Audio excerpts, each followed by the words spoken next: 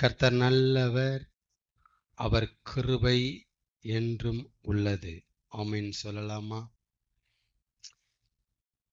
Thank you அப்பா.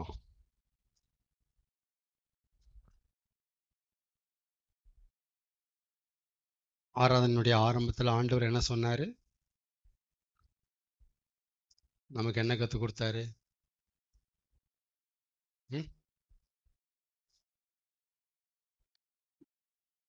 கடவுள் உயிரோட இருக்கிறார் அப்படிங்கிறது ஆச்சரியம் இல்லை, அது அதிசயமும் கிடையாது. ஆனா இயேசு கிறிஸ்து இன்னமும் உயிரோடு இருக்கிறார் அப்படிங்கிறது ஆச்சரியம்.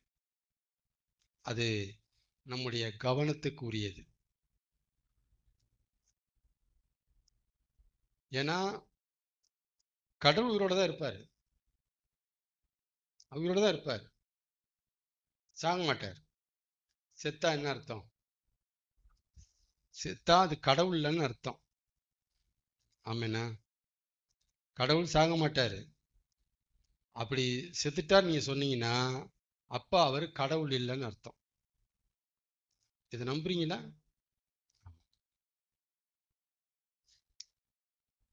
ஆனா இயேசு என்ன செஞ்சாரு? இறந்தாரு. செத்தாரா? அப்ப செத்த இயேசு இன்னமும் உயிரோட இருக்கிறாரா? அதை யோசிக்கணும். அதனாலதான் சொல்றேன், தெய்வம் உயிரோடு இருக்கிறாருங்கிறது ஆச்சரியம் இல்லை, ஆனா இயேசு இன்னமும் உயிரோடு இருக்கிறாருங்கிறது ஆச்சரியம். ஆச்சரியம், அது கவனிப்புக்குரியது. உலகத்துல பிறந்த எல்லாருக்குமே பிறந்த நாள் அப்படின்னு ஒண்ணு இருக்கா? நமக்கு இருக்கு, எல்லாருக்குமே இருக்கு. ஆதாமுக்குள்ள இருக்கு. இறந்த நாள் அப்படின்னு ஒண்ணு இருக்கு, எல்லாருக்குமே இது இருக்கும். காலமானார், இயற்கை எய்தினார், தோற்றம் ஒரு டேட்டை போடுவாங்க, மறைவு ஒரு டேட்டை போடுவாங்க. சரிங்களா? உலகத்துல இருக்கிற எல்லாருக்குமே 2 நாள் சொந்தமான நாள், எல்லாருக்குமே பொதுவா வரும். பிறந்த நாள், இறந்த நாள். சரிங்களா? ஆனா உலகத்துல பிறந்த இயேசுக்கு மட்டும்தான் உயிர்த்து எழுந்த நாள் அப்படின்னு ஒண்ணு கூடுதலா இருக்கு, எக்ஸ்ட்ராவா இருக்கு. யாருக்குமே இந்த 3வது நாள் இல்லை, யாருக்குமே கிடையாது. 3வதா ஒரு நாள், உயிர்த்து எழுந்த நாள், வாரத்தின் முதலாம் நாள் அப்படின்னு யாருக்குமே இல்லை. பாத்தீங்கன்னா இயேசுவினுடைய பிறப்புல ஒரு ஒரு ஒரு ஒரு சிறப்பு இருக்குன்னா, இயேசுவினுடைய உயிர்த்தெழுதல்ல ஒரு சிறப்பு இருக்கு. மனுஷனா பிறந்த எல்லாருக்குமே 2 டேட் தான் இருக்கும், ஆனா மனுஷனா பிறந்த இயேசுக்கு 3ஆம் டேட் ஒண்ணு இருக்கு. அதான் சொல்ல வரேன் நான். 3வது டேட்டா ஒண்ணு வச்சிருக்கிறார், உயிர்த்தெழுதலின் நாள். கர்த்தர் நல்லவர். மத்தேயு 28ஆம் அதிகாரத்தை எடுங்க. பைபிள நிறைய வசனம் நீ கொடுப்பேன், நல்லா ஓப்பன் பண்ணி வைங்க. நீ ஃபுல்லா வசனம் நீங்க வாசிக்கணும். மத்தேயு 28ஆம் அதிகாரம், மத்தேயு எழுதின இயேசுவின் நடபடிகள் 28ஆம் அதிகாரம் 4ஆம் வசனம். எல்லாரும் எடுங்க. ஃபர்ஸ்ட் 28ஆம் அதிகாரத்துக்கு வாங்க. என்ன சிலர் தேடிட்டு இருக்கிறாங்க, எடுங்க. எடுத்தாச்சா? 4ஆம் வசனத்தை வாசிங்க. பிரதர்ல ஒரு ஆள் வாசிங்க. சத்தமா. காவலாளர்கள் அவனுக்கு பயந்ததினால் திடுக்கிட்டு செத்தவர்கள் போல் ஆனார்கள். செத்து போகல, கல்லறைய இயேசுவ கல்லறைக்கு உள்ள வச்சாச்சு, வச்சுட்டு பெரிய கல்லை வச்சு மூடியாச்சு. மூடிட்டு 3 இரவு 3 பகலுக்கு போர் சேவகர்களை காவலுக்கு போட்டாச்சு. ஏன் அப்படின்னா இயேசு உயிரோட எந்திரிச்சு வந்துருந்திர போறாரு அப்படிங்கிறதுக்காக இல்ல. இயேசு உயிரோட எந்திரிச்சு ஜம்ப் பண்ணி கல்ல புரட்டி வந்துருந்திர போறாரு. வந்தா மறுபடியும் கொன்னு உள்ளேயே போற்றணும். அதுக்காக போர் சேவகர்களை, காவலர்களை அங்க அப்பாயிண்ட் பண்ணல. எதுக்காக அப்பாயிண்ட் பண்ணாங்க? யார் சொல்றது?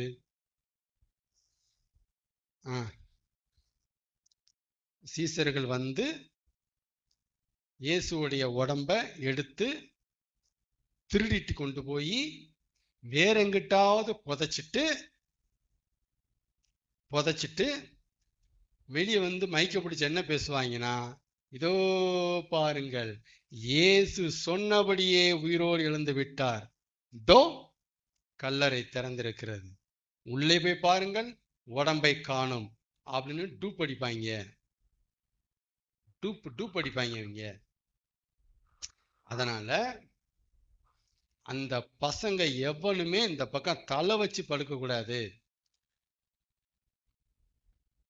நீங்க போய் காத்து கிடங்க. 3 இரவு 3 பகல், டே நைட். புரிஞ்சுக்கிட்டீங்களா? அப்ப டே நைட் பார்த்தா என்ன ஒரே ஆளா ஒரே குரூப்பா பார்த்துருப்பாங்க? ஷிஃப்ட் முறையில் பார்த்துருப்பாங்க. பகல்ல நீ இருப்பா, நைட்டு நான் போடுறேன்பான்பாங்க. அப்படிதான் வந்திருப்பாங்க. சோத்து வச்சு வந்திருப்பாங்க. உள்ள இருக்கிறது டெட் பாடி.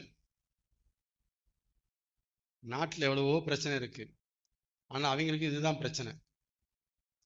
கல்லறைய காவகாக கண்டமா இருக்கிறது டெட் பாடி, வேணா உள்ள கிடக்கு.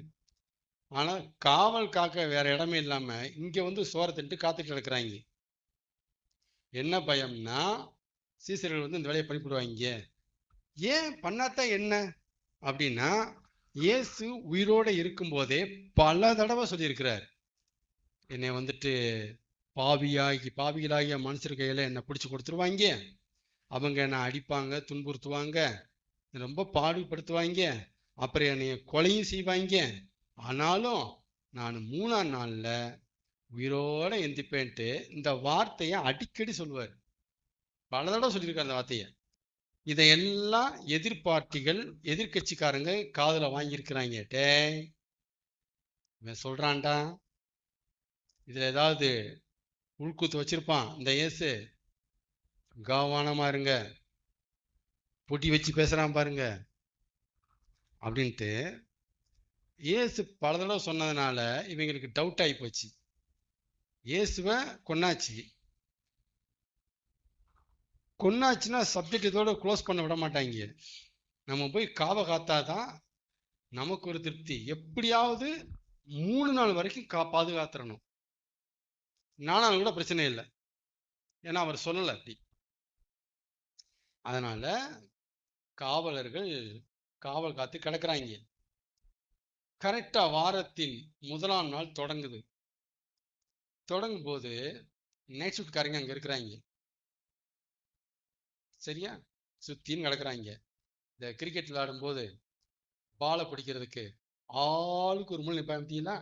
இவங்க ஆளை பிடிக்கிறதுக்கு ஆளுக்கு முள் நிற்கிறாங்க. எவன் வந்தாலும் பிடிச்சிருந்து. சரிங்களா? அப்படி பிடிக்கிறதுக்கு நைட் ஷிஃப்ட் பார்த்து உட்காந்து கிடக்குறாங்க. வாரத்தின் 1ஆம் நாள் அதிகாலை ஆரம்பிக்குது. இறங்கினா பாருங்க ஒரு தூதன், பிரகாசமுள்ள தோற்றம், ஒயிட் ட்ரெஸ், வெளிச்சம், அந்த இடத்தையே வெளிச்சமாக்குது. ஆனாங்க அந்த உருவத்தை பார்த்தோனையும், அவங்க பார்த்தது இல்லைல்ல, உருவத்தை பார்த்தோனையும் அப்படியே ஸ்டன் ஆயிட்டாங்க. அது பேர் தான் செத்தவர்கள் போல ஆனார்களாம். அதான் செத்துட்டு அப்படி இருப்பான் ஒருத்தன், கை ஆடாது, திறந்த வாயாவே கிடக்கும். அதே மாதிரி நிற்கிறாங்க. என்னடா நடக்குதுங்கன்னு. புரியுதுங்களா? இதெல்லாம் ஜீசஸுடைய அந்த உயிர்த்தெழுத சம்பவத்தில் நடந்த ஒரு அருமையான நிகழ்வு இப்படி நடந்துச்சு. அப்ப இவ்வளவு காவலர்களை டே நைட்டு ஷிஃப்ட் போட்டும் கல்லறை திறந்தது தான். இயேசு எந்திரிச்சது தான். வெளியே போனது தான். ஆமேனா? நான் என்ன சொல்ல வரேன், இயேசுவின் கல்லறையை காக்கிறதுக்கு சேவகர்கள் ஷிஃப்ட் போட்டு வேலை பார்த்தாங்க. ஆனால் சித்தத்துக்கு முன்னால ஷிஃப்ட் எம்மாத்திரம். என்ன ஆகுது? ஒரு தூதனுக்கு தாங்கல அவங்க. ஆளை பிடிக்கதான் உட்கார்ந்தாங்க, தூதனை பிடிக்கிறதுக்கு உட்காரல அவங்க. தூதனை பார்த்தா இவங்க ஒரு மாதிரி ஆயிட்டாங்க. புரிஞ்சுக்கலாம். அதனால மனுஷர்களை பார்த்து நம்ம யோசிக்க வேண்டாம். ஒரே ஒரு தூதன் வந்தா போதும், எல்லாமே சப்ப மேட்டரா போயிடும். ஒரு தூதன் அனுப்புனா போதும், உட்கார்ந்துருவாங்க. ஆமென். இது மத்தேயு 28:4 நீங்க புரிஞ்சுக்க வேண்டிய உண்மை. இந்த சம்பவத்துல நீங்க படிச்சு பார்த்தீங்கன்னா தெரியும். 28ஆம் அதிகாரத்தை நீங்க முழுசா படிச்சு பார்த்தீங்கன்னா, இந்த நடந்த சம்பவத்தை இவங்க அந்த சம்பவம் நடந்து முடிஞ்சோன்னையும் ஏஞ்சி போய் எவன்கிட்ட யாரு நம்மளை வேலைக்கு போட்டாங்களோ அவன்கிட்ட போய் சொல்றாங்க, யோ இங்க வா, நாங்க 3ஆவது நாள் காத்துட்டு கிடக்கிறோம் இன்ன வரைக்கும். முதல் நாள் ஒண்ணுமே நடக்கல, 2ஆம் நாள் ஒரு பயம் வரல, 3ஆவது நாள் இன்னைக்கு என்னமோ நடந்துச்சு. திடீர்னு ஒரு தோற்றம் வந்துச்சு, வெளிச்சமா இருந்துச்சு, கல்ல புரட்டிட்டு அதுல உட்கார்றான். நாங்க பார்த்து அப்படியே வாயடைச்சிட்டோம். உள்ள பார்த்தா இயேசுவை காணோம், வந்தவனையும் காணோம் அப்படின்ட்டு இவங்க வந்து பதறி வந்து சொல்றாங்க. யார்கிட்ட? ஆசாரியர்கள்ட்ட சொல்றாங்க வந்து. சரியா? சம்பவம் அது இருக்கு. உடனே அவங்க, அப்படியா, அப்ப இயேசு உயிரோடு இருந்த போது 3ஆம் நாள்ல உயிரோடு எழுந்திருப்பேன்னு சொன்னது உண்மையா அப்படின்னு தங்கள் இருதயத்தில் குத்தப்பட்டவர்களாய் மனம் திரும்பவே இல்லை.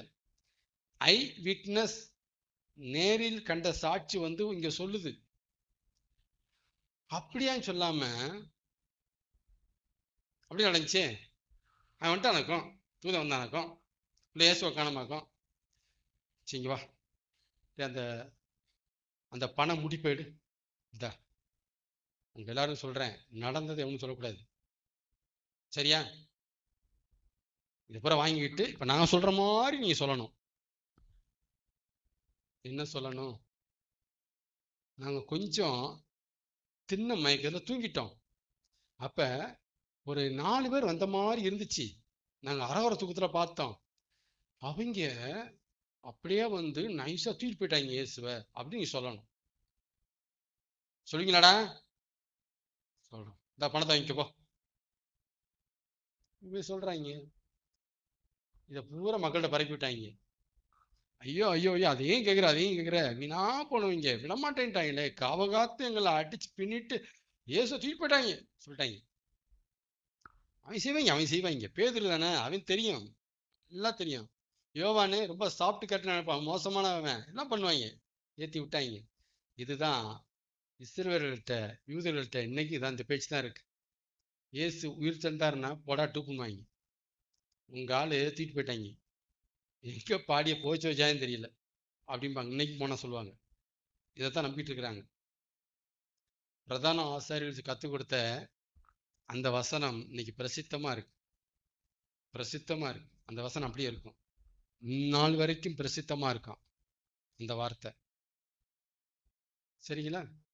இப்ப என்னன்னா,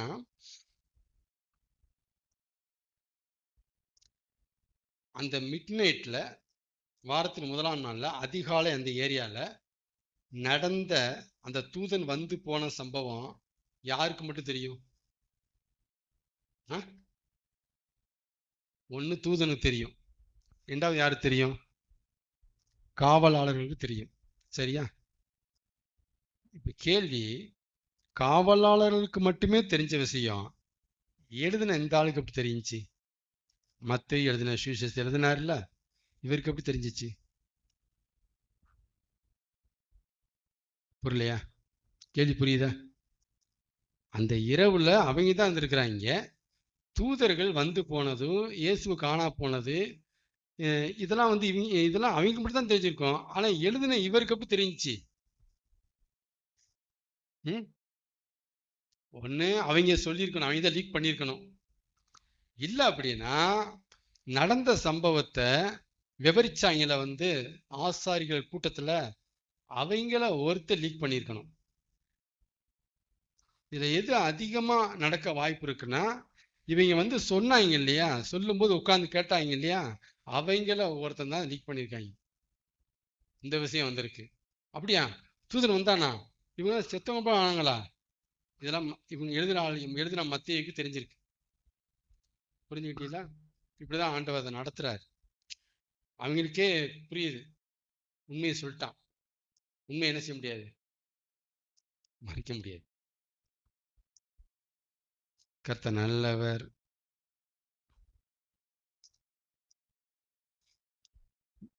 1 கொரிந்தியர் 15ஆம் அதிகாரம் 12ஆம் வசனம். உயிர் தெழுதல நினைக்கிற நாம கிறிஸ்தவம், அதை குறித்து கொஞ்சம் பேசுவோம். 1 கொரிந்தியர் 15ஆம் அதிகாரம், எல்லாரும் எடுங்க. 1 கொரிந்தியர் 15 எடுத்தாச்சா? 12ஆம் வசனத்தை வாசிங்கப்பா. பிரதர் சைடு வாசிங்க. 12ஆம் வசனம். 1 கொரிந்தியர் 15:12. கிறிஸ்து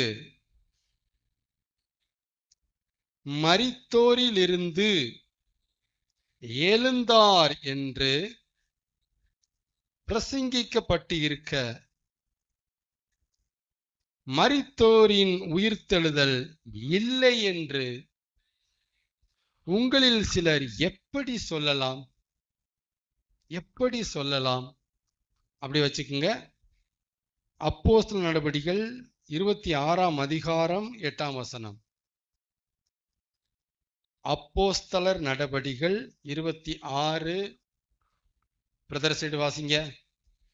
8ஆம் வசனம், 26:8. தேவன் செத்தவங்களை உயிரோட எழுப்புறது நம்பப்படாத காரியம் என்று நீங்கள் எண்ணுகிறது என்ன? எப்படி கேள்வி கேட்கிறார் பாருங்க. எங்க கடவுள் செத்து போன ஒருத்தனை உயிரோட எழுப்ப முடியாதா என்ன? இது நம்பப்படாத காரியமா? இது நம்ப முடியாதா அப்படின்னு கேட்கிறார் பவுலாங்க. நம்பப்படாத காரியமா கேட்கிறார். ஏன் இந்த மாதிரி அவர் பேசுறாரு அப்படின்னா, கவனிங்க, ஏன் இந்த மாதிரி பேசுறாரு அப்படின்னா, இயேசு கிறிஸ்து சிலுவையில இறந்தார் அப்படிங்கிறத அந்த காலத்து மக்கள் நம்புனாங்க. எதை நம்புனாங்க? ஜீசஸ் இறந்தார் அப்படிங்கிற அந்த செய்திய அந்த காலத்து ஜனங்கள் நம்புனாங்க. ஆனா எதை நம்ப மறுத்தாங்க அப்படின்னா, அவர் உயிரோட எழும்பல, உயிர்த்து எழல அப்படிங்கிற அந்த செய்திய நம்ப மறுத்தாங்க. ஏன் ஏன் நம்ப மறுத்தாங்க? யார் சொல்றது? ஏன் நம்ப மறுத்தாங்க? மரணத்தை ஒத்துக்கிட்டாங்க, ஆனா உயிர்த்தெழுதலை நம்ப மாட்டேன்ட்டாங்க. மரணத்தை நம்பினவங்க உயிர் பெற்று எழுந்ததை நம்ப மாட்டேன்ட்டாங்க. ஏன்?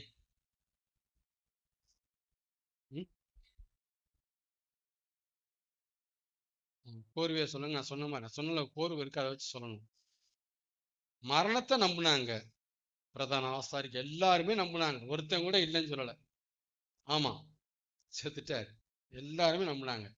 ஆனா உயிரோட எழுந்ததை எல்லாருமே நம்பல. ஏன்?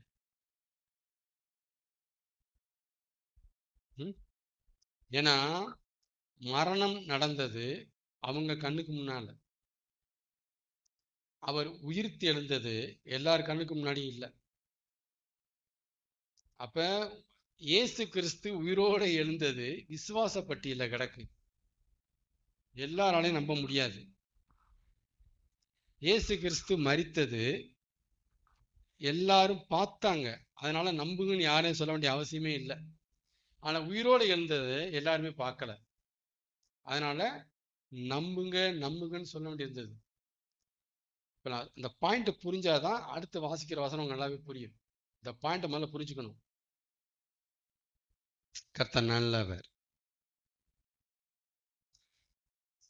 அதான் பாருங்க, இப்ப இயேசு மரித்தாருங்கிறத அவங்க ஃபோக்கஸ் பண்ண வேண்டிய இல்லாம இருந்துச்சு. அப்போஸ்தலர் நடவடிக்கைகள் நீ படிச்சீங்கன்னா, இயேசு செத்தாரு, ப்ளீஸ் நம்புங்க ப்ளீஸ் நம்புங்கன்ட்டு யார்ட்டுமே அவங்க கெஞ்சல. ஆனா எதுக்கு கெஞ்சினாங்க தெரியுமா? அவர் உயிரோட எழுந்தாரு நம்புங்கன்னு கெஞ்சினாங்க. வாசிக்கலாமா?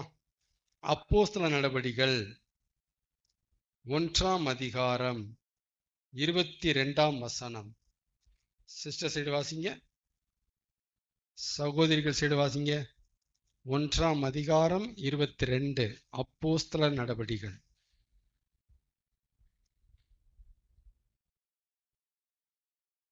ம் ம் ம் ம் ம் ம்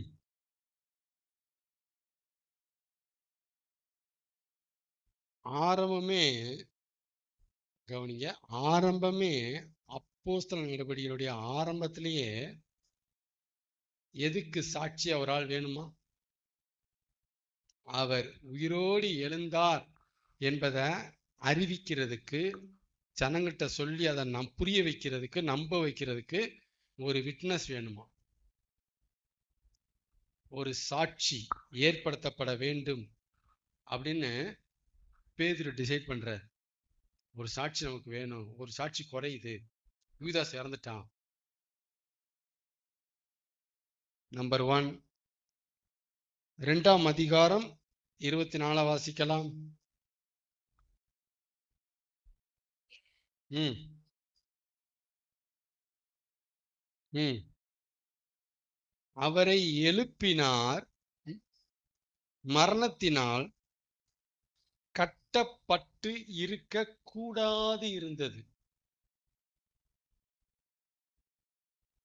கூடாது இருந்தது. எதை ஃபோக்கஸ் பண்றாரு மெசேஜ்ல? பீட்டர் பேசுறாரு, பேதுரு பேசும்போது எதை ஃபோக்கஸ் பண்றாரு? அங்க லைட் அடிக்கிறாரு கரெக்டா. மரணத்தினால் கட்டப்பட்டு இருக்க கூடாது இருந்தது. அப்புறம் 31. ம் ம்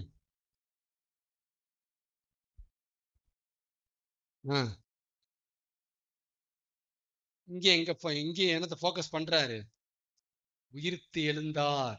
அந்த பாயிண்ட பயங்கரமா ஹைலைட் பண்றாங்க, பண்ண வேண்டி இருந்தது. 32.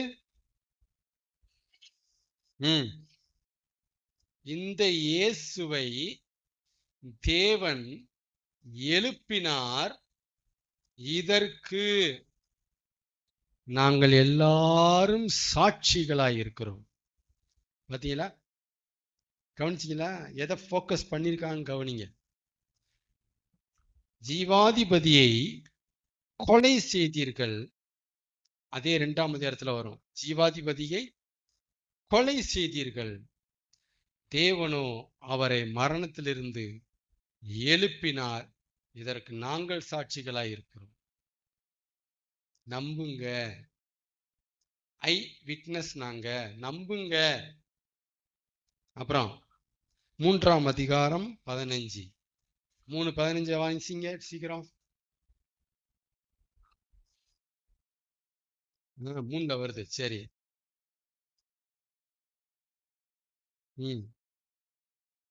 3ஆம் அதிகாரத்திலையும் லைட் அடிக்கிறாரு, ஃபோக்கஸ் பண்றாரு. ஜீவாதிபதியை நீங்க கொலை செய்தீர்கள், தேவன் அவரை எழுப்பினார். அதாவது ஜீவாதிபதிய கொலை செஞ்சதுக்கு சாட்சி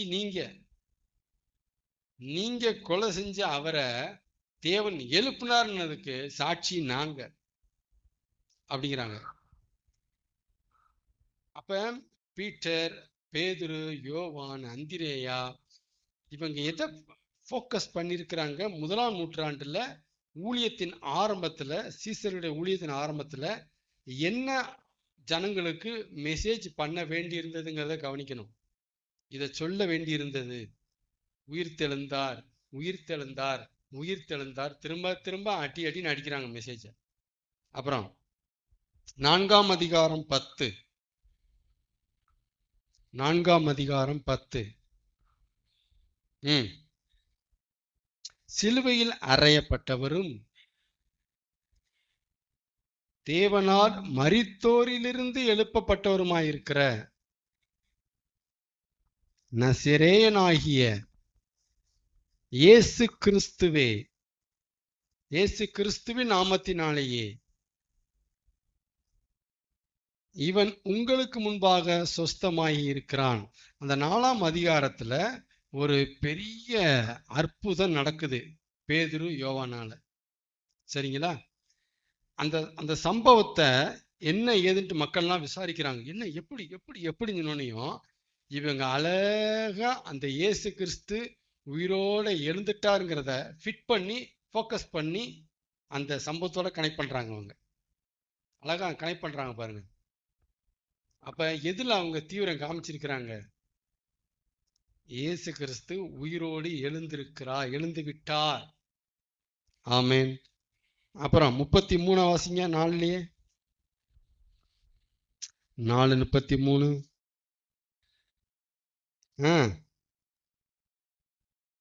4:33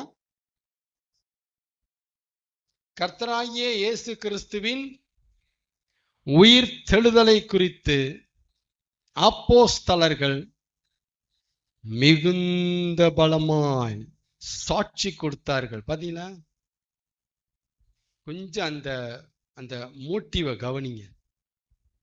எதுல அவங்க எந்த எந்த எந்த பாயிண்ட முன் வச்சு ஊழியம் நகர்ந்திருக்குன்னு கவனிங்க. ஆரம்ப கட்ட ஊழியம் நகர்ந்திருக்கு பாருங்க. பலமாய் சாட்சி கொடுத்தார்கள். அடுத்து 5ஆம் அதிகாரம் 30.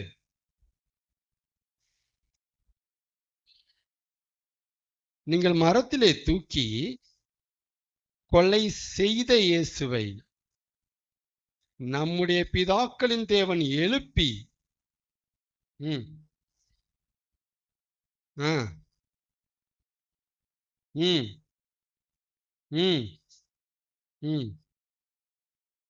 உயர்த்தினா. 32 வரைக்கும் வாசியாச்சா? பாருங்க 32. மறுபடியும் எங்க வராங்க பாருங்க. தேவன் அவரை உயிரோடு எழுப்பினார். இந்த சப்ஜெக்டுக்கு நாங்க சாட்சியா இருக்கிறோம். நாங்க சாட்சியா இருக்கிறோம். நம்புங்கய்யா, நாங்க பார்த்தோம்யா, இயேசு எங்களுக்கு தரிசனம் ஆனாரியா, நம்புங்கய்யா, நாங்கள் சாட்சியா இருக்கிறோம்.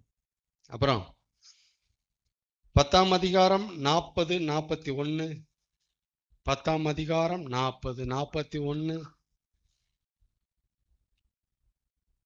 3ஆம் நாளிலே தேவன் அவரை எழுப்பி, பீட்டர் பேசிட்டு இருக்கிறாரு கொர்நேலியு வீட்டுல. பிரத்யட்சமாய் காணும்படி அவரை காணும்படி செய்தார்.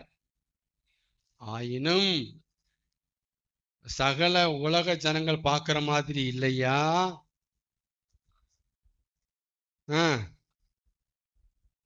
அவர் இயேசு கிறிஸ்து மரணத்தை விட்டு உயிரோடு எழுந்த பின்பு அவரோட ஒன்னா சாப்பிட்டு ஒன்னா தூங்கி ஒன்னா நடந்த தேவனால் முன்பு நியமிக்கப்பட்ட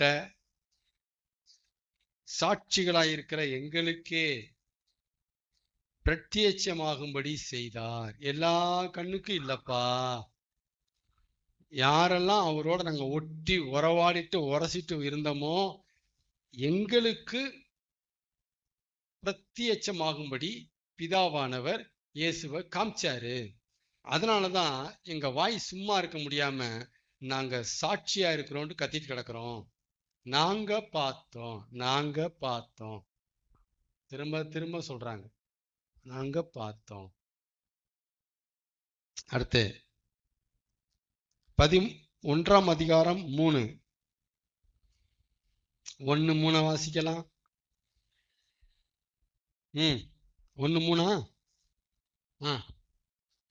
அதேதான், எல்லாமே அதேதான்.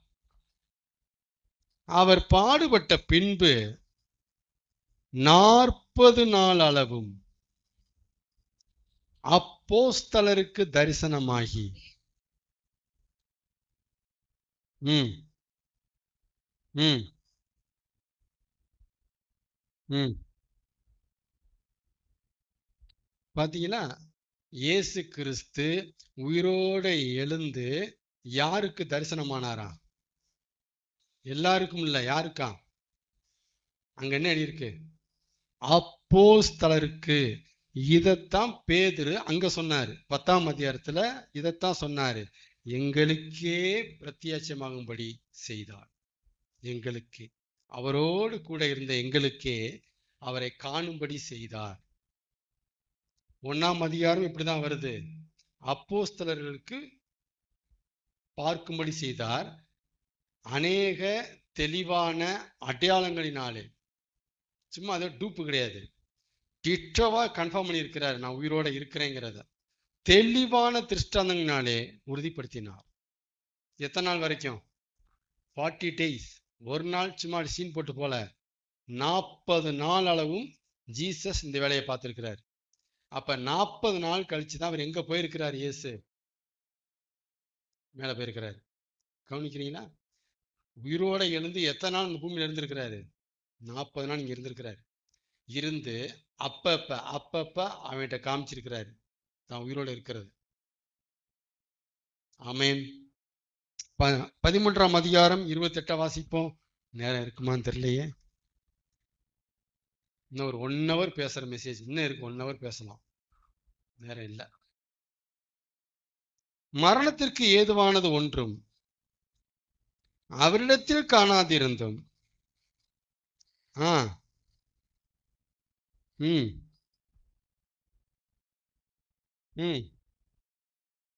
ம் ம் ம் ம் தேவனோ அவரை மரித்தோரிலிருந்து எழுப்பினார். எத்தனை வசனம் இது? 13, 28, 30, 31 வரைக்கும். ம் ம் ம் ம் ம் சாட்சியா இருக்கிறாங்க. யோ, ஐ விட்னஸ் தாயா இருக்கிறாங்க ஐயா, கதை கேட்டவங்க கிடையாது ஐயா. ஏசு உயிரோடு எழுந்தான்ட்டு கதையை கேட்டு இங்க சொல்லலையோ, பாத்திரம்யா பார்த்தாங்க ஐயா அப்படிங்கிறாரு. இது சொன்னது யாருன்னு தெரியுமா?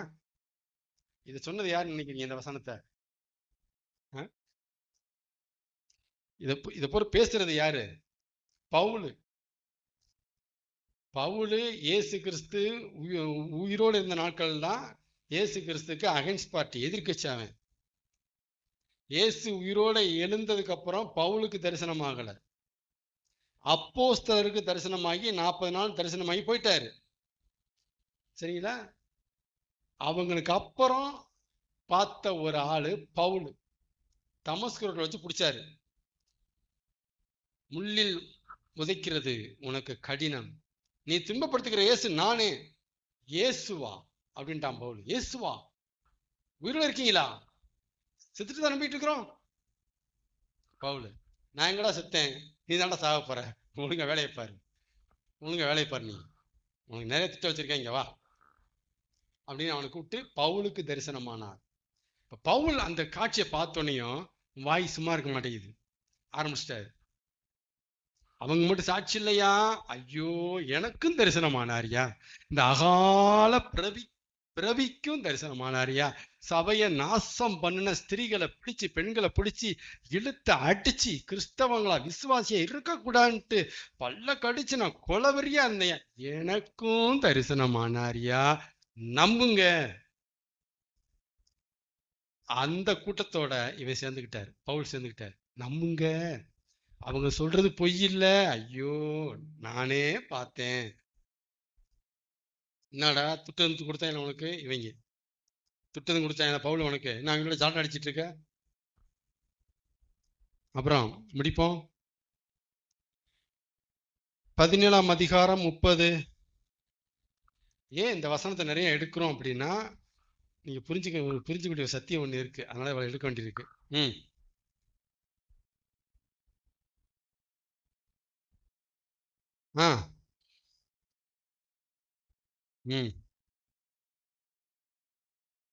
எங்கும் உள்ள மனுஷருக்கு கட்டளை எடுக்கிறார். 31, 32 சீக்கிரம். ம் ம் ம் ம் பாத்தீங்களா? இது பேசுறதும் பவுலு. பவுலு வாயை திறந்து இனத்தை தான் ஹைலைட் பண்றாரு. உயிரோட எழும்பிட்டாரு, உயிரோட எழுந்துட்டாரு அப்படின்னு.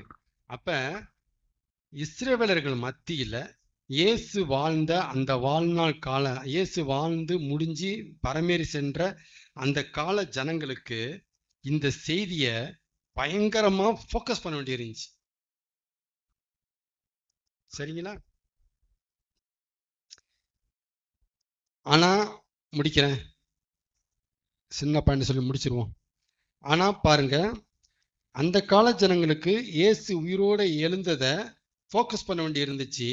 இவ்வளவு வசனங்களை ஆண்டவர் காமிச்சிருக்கிறாரு. அதனால இயேசு உயிர் தந்தாருங்கிறது கதை கிடையாது, கட்டுக்கதை கிடையாது. எவனோ சொன்னான்னு கேட்டு நம்ம நம்பல. இட்ஸ் ப்ரூவன், நிச்சயிக்கப்பட்ட வார்த்தை, ஐ விட்னஸ். இந்த அவங்க பார்த்ததா சொன்னாங்க, அந்த கதை கிடையாது. நானே பார்த்தேயான்னு சொல்ற கதை அது. நானே பார்த்தேயா, ஐ விட்னஸ். புரியுதுங்களா? அதனால இயேசு உயிரோட எழுந்தாருங்கிறத தைரியமா நம்புங்க. உயிரோடு எழுந்துட்டாரு. இன்னைக்கு கல்லறை சும்மா இருக்குன்னா யாரும் பாடி எடுத்துக்கிட்டு போய் ஒழிச்சுனா வைக்கல, அங்க இருக்க மாட்டார். ஆமேன். இந்த அளவுக்கு இயேசுவின் உயிர்த்தெழுதல் பக்காவா ஜனங்க மத்தியில ஸ்ட்ராங்கா பிரசங்கிக்கப்பட்டிருக்கு. 1ஆம் நூற்றாண்டுல இயேசு வாழ்ந்த அந்த காலகட்டங்கள். அதுக்கப்புறம் ஒரு 500 வருஷம், எத்தனை வருஷம்? 500 வருஷம், 5 தலைமுறை ஓடிருச்சு.